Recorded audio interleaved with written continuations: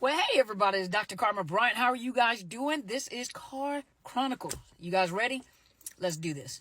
If you guys are not subscribed to my mother's channel, especially on what is it? Clubhouse. Clubhouse. She comes on every Tuesday at 7:45 Pacific Standard Time. So that's 2 hours for Central Standard Time and 3 hours for Eastern Standard Time. But many of you have questions and many of you have issues or are in situations where, on that platform, you can make connections. You can get some answers to your questions. Now, we don't provide you with therapy and coaching services, but you get a lot of answers to questions that you have. And people come from the audience, ask questions, give their testimonies, they tell what has happened. And there's a question that was asked, and I thought about it because I wanted to go back and talk about it again. And the question is how is it that with all this information on social media, the coaches, therapists, psychiatrists, lawyers, judges, all these people, the professionals are on the social media professors like Dr. Romani, are on these professional channels, and they're giving you information about narcissists, about how they act, about their predatory behavior, about, a lot of you are in it, so when you are in it, excuse me, choked on my own spit. But when you're in it, it's hard to see what is going on. It takes a third person to look into your situation to give you information. But all this information is out there. How to get out of it, how to stay out of it, dealing with your emotions. What is it doing to your body? What is it doing to your kids? And how is it with all this information, people still get on social media and get drawn into, the narcissists on social media, or come right off of these platforms with this information and yet go right back and reconnect to another narcissist. And this is something that I said. This is a heart issue, because you have to remember that you can have the head knowledge. You have all the information in the head knowledge, but until you make up your mind and make a decision that enough is enough and I want to get out of it, and make a decision, you're not going to turn back, no matter what I have to go through, no matter what my body goes through, what my emotions go through, and make a decision to lock down and stay out of the situation, you're going to keep going back. The next thing is that a narcissist goes for the heart. They are emotional predators. These are emotional vampires. They go after your heart. And when you have a broken heart and you have not taken the time to heal, you have not taken the time to do the work. And most people ask the question, how long is it going to take for me to heal? What you really want to know is, how long will it take for me to heal so I can get into another relationship? If you're asking that question, you're not ready to get into a relationship. You'll get into a situationship. And many people are wondering, how long is it going to take for the pain to stop? It's a process. It is a process. If you get hit by a car, it is a process for you not to feel pain anymore. And sometimes there's some residue after you come out. You're doing the work. You're doing the physical therapy. Think about being hit by a Mack truck, a big old giant truck. You get hit by a truck. You have to go through all sorts of different types of therapy: occupational therapy, physical therapy, speech therapy, because it has affected your brain. You probably have traumatic brain injury, so it has affected your brain. For some people, they have to learn, their fine motor skills, how to hold a fork, a spoon, how to draw, how to write their name, how to walk. They have to learn how to walk, how to speak, how to enunciate words, and they're having to go through all that. So if they have to go through all this, and for some people it takes years to get through all of this, why would you think that you've been in a major accident?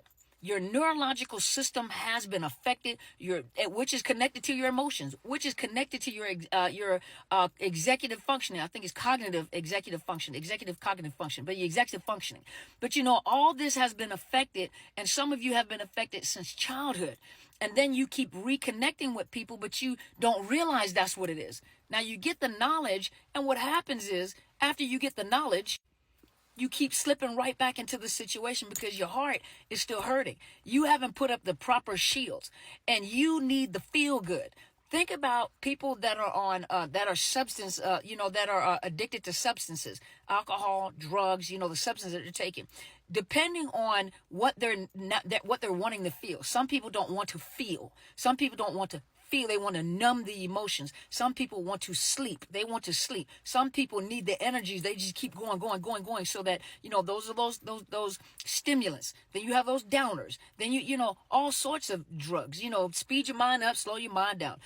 Alcohol, you got that liquid courage. So depending on the type of substance you take, it lets you know what you're trying to do to yourself. So if that is, if that is what substances do, imagine what you're doing with that narcissist, because the narcissist goes after the emotions.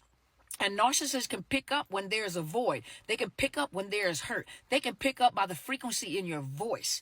That is how much attention they pay to people. The inflection in your voice, the frequency in your voice, how you answer a question. You can answer a question, I'm doing great. How are you doing? I'm doing fine. How you doing? They can pick up on all that.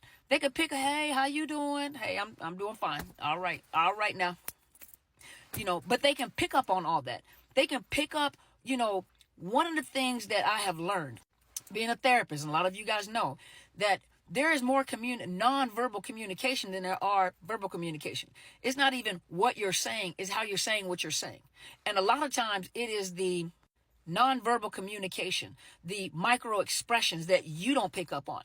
Most people don't realize that your face talks.